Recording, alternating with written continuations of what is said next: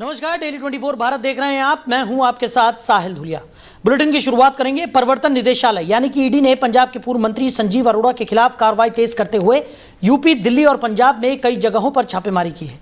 संजीव अरोड़ा पहले ही गिरफ्तार हो चुके हैं और वर्तमान में गुरुग्राम जेल में बंद है।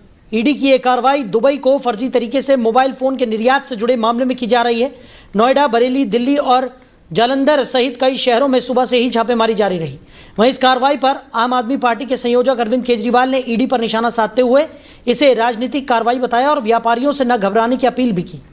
वहीं गाजियाबाद के साहिबाबाद क्षेत्र में आज सुबह करीब 7:30 बजे एक टायर बनाने वाली फैक्ट्री में अचानक भीषण आग लग गई, जिससे इलाके में अफरा तफरी मच गई। आग लगने की सूचना मिलते ही साहिबाबाद फायर स्टेशन से कई दमकल गाड़ियां मौके पर रवाना की गई और आग पर काबू पाने का प्रयास शुरू किया गया। दमकल कर्मियों ने मौके पर पहुंचकर कड़ी मशक्कत के बाद आग को फैलने से रोका और कुछ ही समय में स्थिति पर नियंत्रण पा लिया। सीएफओ राहुल पाल ने जानकारी देते हुए बताया कि राहत की बात यह है कि इस घटना में किसी भी प्रकार की जनहानि नहीं हुई है और सभी कर्मचारी सुरक्षित हैं। आग को पूरी तरह बुझा दिया गया है, साथ ही अब स्थिति सामान्य हो चुकी है। आज दिनांक 9 जून 2026 के समय लगभग 7:30 बजे फायर स्टेशन साहिबाबाद में सूचना प्राप्त हुई थी। एक टायर की रबरिंग का कार्य किया जाता था, फैक्ट्री थी, उसमें जो राजनगर में पड़ती थी साहिबाबाद अच्छी तरह उसमें आग लगी है। तत्काल हमारी 2 वाटर टेंडर साहिबाबाद से तथा एक वाटर बॉजर वैशाली और एक वाटर बॉजर कोतवाली घंटाघर से घटना स्थल में जाती है। यहाँ के देखा तो जो फैक्ट्री में अग्रिम भाग में पूरी तरह से आग फैली हुई थी और जहरीला धुआं चारों तरफ फैला हुआ था। तत्काल 2 लाइन होश की फैलाते हुए आग बुझाना शुरू किया। साथ ही अप्रोच न मिलने के कारण साइड से दीवार तोड़ते हुए भी आग बुझाना प्रारंभ किया। चूंकि आग अत्यधिक मात्रा में थी और टायरों में थी, फॉर्म का लगातार पंपिंग करके आग को बुझाया गया। घटना में किसी प्रकार की कोई जलानी नहीं, लगभग 1 घंटे में आग को पूरी तरह से बुझा दिया गया। घटना में जो है लगभग 4 गाड़ियां का प्रयोग किया गया। आज दिनांक 9 जून 2000। वहीं हरियाणवी लोक संगीत जगत से एक बेहद दुखद खबर सामने आई है। मशहूर रागिनी गायक और लोक कलाकार पेप्सी शर्मा का निधन हो गया है। मीडिया रिपोर्ट्स के मुताबिक उन्हें अचानक सीने में दर्द की शिकायत हुई थी, जिसके बाद उनकी तबीयत बिगड़ गई। इलाज के प्रयासों के बावजूद उन्हें बचाया नहीं जा सका। उनके निधन की खबर से हरियाणवी लोक संगीत और रागिनी जगत में शोक की लहर दौड़ गई है। पेप्सी शर्मा हरियाणा की उन लोकप्रिय लोक कलाकारों में शामिल थे जिन्होंने अपनी रागनियों और मंचीय प्रस्तुतियों के जरिए लाखों लोगों के दिलों में खास पहचान बनाई। उनकी गायकी ग्रामीण संस्कृति, लोक परंपराओं और हरियाणवी बोली की मिठास को मंच तक पहुंचाने के लिए जानी जाती थी। उनके निधन की खबर सामने आते ही लोक कलाकारों, संगीत प्रेमियों और प्रशंसकों ने सोशल मीडिया पर दुख व्यक्त करना शुरू कर दिया। उनके निधन के साथ ही हरियाणवी लोक संगीत जगत ने अपनी एक सशक्त और लोकप्रिय आवाज़ खो दी है। प्रशंसक और कला जगत से जुड़े लोग उन्हें भावभीनी श्रद्धांजलि अर्पित कर रहे हैं। वहीं ग्रेटर नोएडा में यमुना एक्सप्रेसवे औद्योगिक विकास प्राधिकरण यानी कि येडा की 90वीं बोर्ड बैठक में कई महत्वपूर्ण फैसले लिए गए। बैठक में वित्तीय वर्ष 2026 और 2027 के दौरान 31 मई तक येडा की पूंजीगत प्राप्तियां 745.85 करोड़ रुपए तक पहुंचने की जानकारी दी गई, जो पिछले वर्ष की तुलना में 43% अधिक है। बैठक में सड़कों, सीवर, बिजली और अन्य बुनियादी सुविधाओं के रखरखाव के लिए एक कॉर्पस फंड बनाने का निर्णय लिया गया, ताकि क्षेत्र में विकास कार्यों को और बेहतर तरीके से संचालित किया जा सके। इसके साथ ही HCL फॉक्सकॉन की company India chip private limited के लीज डीड प्रारूप को अंतिम मंजूरी प्रदान की गई। औद्योगिक निवेश के क्षेत्र में बड़ी उपलब्धि दर्ज करते हुए GBC 5.0 के तहत 30,000 करोड़ रुपए के लक्ष्य के मुकाबले 30,885.69 करोड़ रुपए का निवेश हासिल किया गया। वर्ष 2025-26 और 2026-27 में कुल 137 औद्योगिक भूखंडों का आवंटन भी किया गया है, जिससे औद्योगिक विकास को गति मिलने की उम्मीद है। जेवर क्षेत्र में होंडा इंडिया फाउंडेशन के सहयोग से ट्रैफिक पार्क एवं प्रशिक्षण केंद्र स्थापित करने को भी मंजूरी दे दी गई है। साथ ही सेक्टर 8 और आसपास के क्षेत्रों में आंतरिक विकास कार्य EPC मोड पर कराने का निर्णय लिया गया है। इन फैसलों को क्षेत्र में औद्योगिक निवेश और बुनियादी ढांचे को मजबूत करने की दिशा में अहम कदम माना जा रहा है। वहीं नोएडा में उत्तर प्रदेश पुलिस भर्ती परीक्षा शुरू हो गई है और परीक्षा को लेकर प्रशासन ने सभी तैयारियां पूरी कर ली हैं। सुरक्षा के कड़े इंतजाम किए गए हैं। जानकारी के अनुसार नोएडा के 20 परीक्षा केंद्रों पर 8 से 10 जून तक भर्ती परीक्षा आयोजित की जा रही है। इस दौरान कुल 42,048 अभ्यर्थी परीक्षा में शामिल होंगे। परीक्षा 2 पालियों में होगी। पहली पाली सुबह 10 बजे से 12 बजे तक और दूसरी पाली दोपहर 3 बजे से 5 बजे तक आयोजित की जाएगी। परीक्षा को निष्पक्ष और पारदर्शी बनाने के लिए सभी केंद्रों पर पुलिस बल, मजिस्ट्रेट और CCTV कैमरों की निगरानी व्यवस्था की गई है। इसके अलावा LIU, STF और साइबर सेल की टीमें भी लगातार नजर बनाए रखेंगी। प्रशासन ने स्पष्ट निर्देश जारी किए हैं कि परीक्षा केंद्रों पर mobile phone, smart watch, Bluetooth device सहित सभी प्रकार के इलेक्ट्रॉनिक उपकरण पूरी तरह प्रतिबंधित रहेंगे। नियमों का उल्लंघन करने पर सख्त कार्रवाई की चेतावनी दी गई है। अधिकारियों ने अभ्यर्थियों से अपील की है कि वो समय से पहले परीक्षा केंद्रों पर पहुंचे और सभी नियमों का पालन करें ताकि परीक्षा प्रक्रिया शांतिपूर्ण और व्यवस्थित तरीके से संपन्न हो सके। परीक्षा केंद्र बना दिए गए हैं। 3 दिनों में 42,000 अभ्यर्थी इन परीक्षाओं में शामिल होंगे, तो सुरक्षा के कड़े इंतजाम किए गए हैं। यूपी पुलिस भर्ती परीक्षा शुरू हो गई है। नोएडा में 20 परीक्षा केंद्रों पर इस परीक्षा को संपन्न कराया जा रहा है।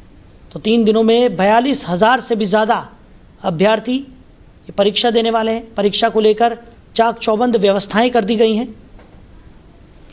सुरक्षा के भी पुख्ता इंतजाम किए गए हैं। वहीं अभ्यर्थियों से अपील की गई है कि वो समय से पहले परीक्षा केंद्रों पर पहुंचे और सभी नियमों का पालन करें ताकि किसी भी प्रकार की कोई अप्रिय घटना घटित ना हो और परीक्षाएं सुदृढ़ तरीके से संपन्न हो सकें। तो पारदर्शिता के साथ इन परीक्षा को संपन्न कराने को लेकर भी तमाम तैयारियां कर ली गई हैं। यूपी पुलिस भर्ती परीक्षा की शुरुआत हो गई है। 2 पालियों में ये परीक्षा होगी। 20 परीक्षा केंद्र नोएडा में बनाए गए हैं। 3 दिनों में 42,000 अभ्यर्थी परीक्षा देने वाले हैं। सुरक्षा के कड़े इंतजामों के बीच ये परीक्षा संपन्न होगी। वहीं जिलाधिकारी की अध्यक्षता में छपरौला दादरी औद्योगिक क्षेत्र की समस्याओं के समाधान को लेकर समीक्षा बैठक आयोजित की गई। बैठक में जल भराव, जल निकासी, विद्युत और अन्य समस्याओं पर विस्तार से चर्चा की गई। इस दौरान छपरौला दादरी इंडस्ट्रियल एसोसिएशन के पदाधिकारी भी मौजूद रहे। जिलाधिकारी मेधा रूपम ने संबंधित अधिकारियों को औद्योगिक क्षेत्र की समस्याओं के त्वरित समाधान के लिए आवश्यक निर्देश भी दिए। में मौजूद रहे डीएम ने अधिकारियों को समाधान के निर्देश दिए। तो इस महत्वपूर्ण बैठक की अध्यक्षता खुद डीएम ने की। छपरौला दादरी औद्योगिक क्षेत्र में ये बैठक हुई। जल भराव और बिजली मुद्दों पर इस बैठक में चर्चा की गई। तो इंडस्ट्रियल एसोसिएशन के पदाधिकारी इस बैठक में मौजूद रहे। छपरौला दादरी औद्योगिक क्षेत्र की समस्याओं पर यह बैठक की गई है। जल भराव और बिजली के मुद्दों पर भी बैठक में चर्चा की गई। तो इंडस्ट्रियल एसोसिएशन के पदाधिकारी इस बैठक में मौजूद रहे और डीएम ने अधिकारियों को समाधान के निर्देश दिए। वहीं मुजफ्फरनगर में उत्तर प्रदेश पुलिस आरक्षी भर्ती परीक्षा को लेकर पुलिस और प्रशासन पूरी तरह अलर्ट मोड पर है। परीक्षा को निष्पक्ष, पारदर्शी और नकल विहीन बनाने के लिए व्यापक सुरक्षा एवं निगरानी व्यवस्था की गई है।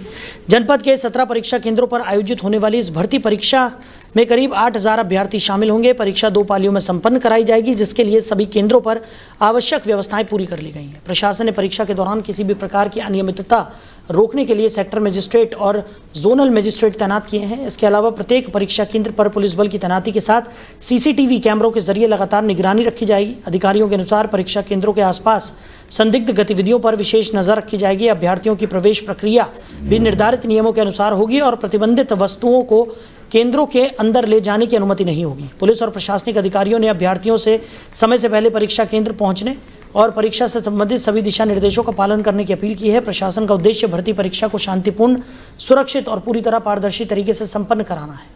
वहीं बुलंदशहर में उत्तर प्रदेश पुलिस भर्ती परीक्षा रविवार से शुरू हो गई। परीक्षा को शांतिपूर्ण, निष्पक्ष और नकलविहीन तरीके से संपन्न कराने के लिए प्रशासन और पुलिस विभाग ने व्यापक तैयारियां की हैं। जनपद के 20 परीक्षा केंद्रों पर 8, 9 और 10 जून को 2 पालियों में परीक्षा आयोजित की जा रही है। प्रशासन के अनुसार दोनों पालियों को मिलाकर कुल 16,332 अभ्यर्थी परीक्षा में शामिल होंगे। पहली पाली में 8,160 परीक्षार्थियों के बैठने की व्यवस्था की गई है। परीक्षा केंद्रों पर प्रवेश से लेकर परीक्षा खत्म होने तक सुरक्षा और निगरानी के विशेष इंतजाम किए गए हैं। सभी परीक्षा कक्षों को सीसीटीवी कैमरों की निगरानी में रखा गया है ताकि किसी भी प्रकार की अनियमितता पर तत्काल कार्रवाई की जा सके। परीक्षा को सकुशल संपन्न कराने के लिए करीब 800 पुलिसकर्मियों और अधिकारियों की ड्यूटी लगाई गई है। जिलाधिकारी, वरिष्ठ पुलिस अधीक्षक, एसएसपी और पुलिस अधीक्षक देहात लगातार विभिन्न परीक्षा केंद्रों का निरीक्षण कर व्यवस्थाओं का जायजा ले रहे हैं। इसके अलावा सेक्टर मजिस्ट्रेट, स्टैटिक मजिस्ट्रेट और जोनल मजिस्ट्रेट भी परीक्षा प्रक्रिया पर कड़ी नजर रखेंगे। प्रशासन का दावा है कि सभी आवश्यक सुरक्षा उपायों के साथ भर्ती परीक्षा को पूरी तरह पारदर्शी और नकल विहीन तरीके से संपन्न कराया जाएगा। देखिए, पूरे जनपद में कुल 20 केंद्र हैं। सभी जगह समय से परीक्षा की तैयारियां हो चुकी थी और पूरी तरह से यहाँ पर स्टेटिक मजिस्ट्रेट, सेक्टर मजिस्ट्रेट, केंद्र व्यवस्थापक, पुलिस प्रभारी और सभी अन्य अधिकारीगण यहाँ पर टाइमली उपस्थित थे। पूरी तरह से सुरक्षा व्यवस्था यहाँ पर संतोषजनक है और सभी लोगों ने समय से अपने कार्य को पूर्ण भी कर लिया है। बुलंदशहर में कुल 20 परीक्षा केंद्र बनाए गए हैं, जिसमें लगभग 700 से अधिक पुलिस फोर्स को हमारे द्वारा लगाया गया है। इसमें ट्रैफिक व्यवस्था के लिए और रेलवे स्टेशन और बस स्टैंड्स पर भी पुलिस व्यवस्था की गई है, ताकि किसी प्रकार से कोई समस्या किसी अभ्यर्थी को ना पहुंचे। इसके अलावा जो भी हमारी 1 किलोमीटर की परिधि की दुकानें हैं, साइबर कैफ़े हैं, फोटो स्टेट शॉप्स हैं, उनको भी बंद करवाया गया है। साथ ही जितने भी इसमें हमारे पुराने ऐसे ऑफेंडर्स रहे हैं, सभी का सत्यापन किया गया है। इसमें पूरी पारदर्शिता से और शुचिता से इस परीक्षा को करवाने के लिए पुलिस द्वारा सभी पहलुओं को, सभी बिंदुओं को अच्छे से देख लिया गया है और इसमें हमारे जितने भी पुलिसकर्मी हैं उनका प्रशिक्षण भी ठीक से करवाया गया है। प्रॉपर चेकिंग फ्रिस्किंग की जा रही है और किसी भी प्रकार की समस्या नहीं आई है। और ऐसी स्थिति में भी हम लोग तैयार हैं अगर ऐसी कोई चीज़ हमारे सामने आती है। पुलिस पूरी तरह तैयार है और हम सभी चीज़ों को ध्यान से देख रहे हैं और सुरक्षा के सभी पुख्ता इंतजाम किए जा चुके हैं। देखिए, वहीं नोएडा के सलारपुर गांव में विकास कार्यों को नई गति देते हुए करीब 9 करोड़ रुपए से अधिक लागत की विभिन्न परियोजनाओं का शिलान्यास और लोकार्पण किया गया। लंबे समय से ग्रामीण बारातघर, सीसी रोड और अन्य बुनियादी सुविधाओं के निर्माण की मांग कर रहे थे, जिसे अब पूरा करने की दिशा में महत्वपूर्ण कदम उठाया गया है। जानकारी के अनुसार इस विकास परियोजनाओं को विधायक निधि और नोएडा प्राधिकरण के सहयोग से अमल में लाया जा रहा है। परियोजनाओं के तहत गांव में सड़क, सामुदायिक सुविधाओं और अन्य आधारभूत ढांचे को मजबूत करने का कार्य किया जाएगा, जिससे स्थानीय लोगों को बेहतर सुविधाएं मिल सकेंगी। स्थानीय लोगों ने इन विकास कार्यों का स्वागत करते हुए उम्मीद जताई कि इससे गांव की मूलभूत समस्याओं का समाधान होगा और क्षेत्र का समग्र विकास सुनिश्चित होगा। ग्रामीणों का कहना है कि बारातघर और सीसी रोड जैसी सुविधाएं लंबे समय से उनकी प्राथमिक मांगों में शामिल थी। जनप्रतिनिधियों और अधिकारियों ने बताया कि सलारपुर में शुरू की गई परियोजनाएं गांव के विकास की महत्वपूर्ण भूमिका निभाएगी। साथ ही आने वाले समय में अन्य गांवों में भी इसी प्रकार के विकास कार्य कराए जाएंगे, ताकि ग्रामीण क्षेत्रों में बुनियादी सुविधाओं को बेहतर बनाया जा सके।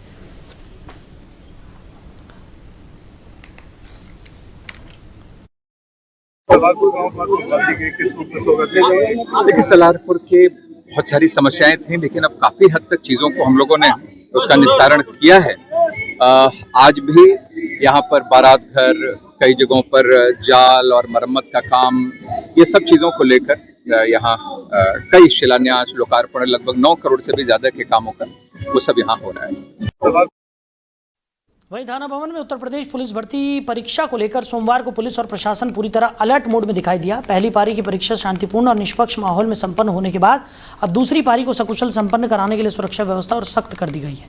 परीक्षा के दौरान तीनों केंद्रों पर हर गतिविधि पर प्रशासन की पैनी नजर बनी हुई है। नगर पंचायत थाना भवन स्थित लाला लाजपत राय इंटर कॉलेज, लाला लाजपत राय कन्या इंटर कॉलेज और किसान इंटर कॉलेज को परीक्षा केंद्र बनाया गया है। पहली पारी में हजारों अभ्यर्थियों ने परीक्षा दी। सुबह से ही परीक्षा केंद्रों के बाहर लंबी कतारें देखने को मिली, जबकि परीक्षार्थियों और उनके परिजनों की भारी भीड़ के कारण कस्बे में चहल पहल बनी रही।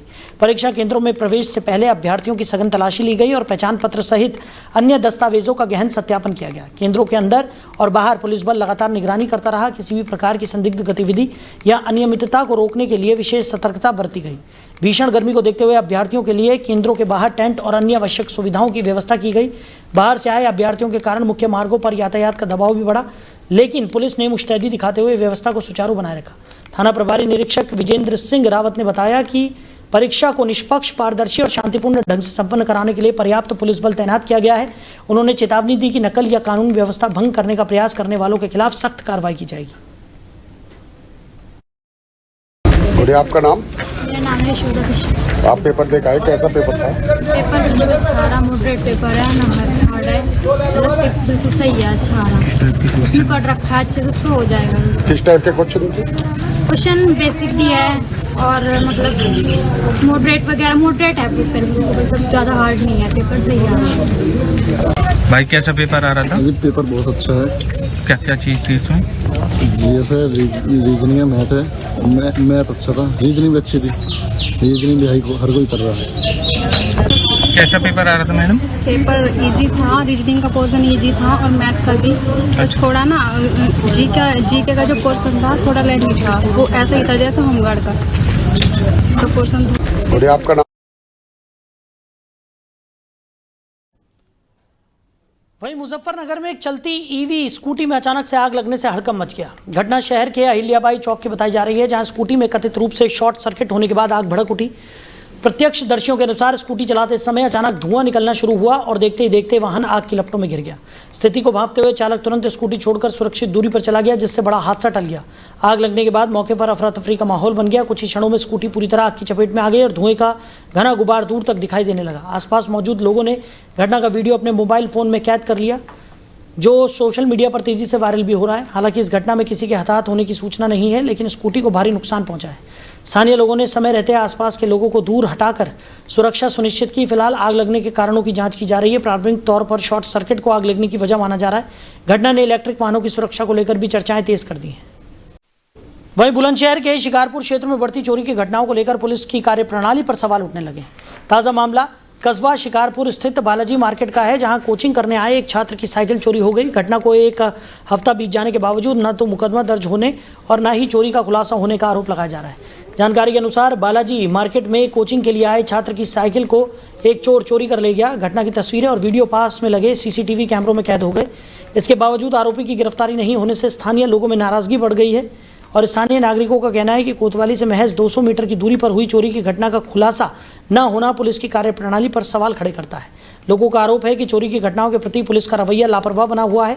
इस मामले में केपी सिंह ने पुलिस को 48 घंटे का अल्टीमेटम दिया है। उन्होंने चेतावनी दी कि जल्द ही चोरी की घटना का खुलासा नहीं किया गया तो शिकारपुर कोतवाली का घेराव किया जाएगा। फिलहाल मामला क्षेत्र में चर्चाओं का विषय बना हुआ है और लोग पुलिस कार्रवाई का इंतजार कर रहे हैं। करणपाल सिंह, कहाँ के रहने वाले हैं? मुसवा डडुआ, बालाजी मार्केट शिकारपुर। अच्छा, आपके बालाजी मार्केट से एक छात्र की साइकिल चोरी हुई है, क्या है पूरा मामला? आपके द्वारा शिकायत भी थाने में की गई है। देखिए, ऐसा है, 1 तारीख में साइकिल चोरी हुई, 2 तारीख में हमने उसकी एफआईआर दर्ज कराई, लेकिन एफआईआर दर्ज कराने के आज 8 तारीख हो गई। आज तक पुलिस ने कोई ना तो हमारी एफआईआर दर्ज की और ना ही उस पर कोई कार्रवाई की। पुलिस कुंभकर्ण की नींद सोई हुई है। हम परसों भी वहाँ गए थे, लेकिन उसके बाद भी हमारी एफआईआर दर्ज नहीं की गई।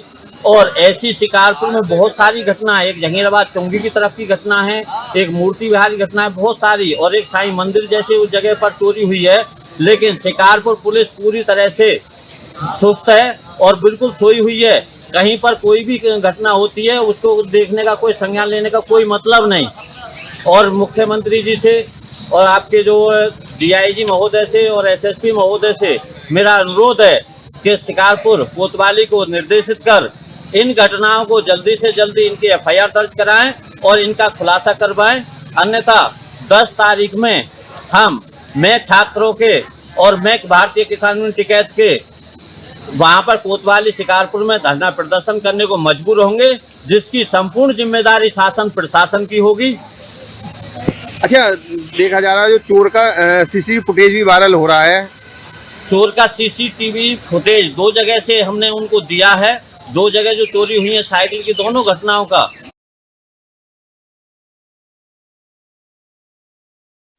फिलहाल इस बुलेटिन में मेरे साथ इतना ही। आप बने रहिए। नमस्कार।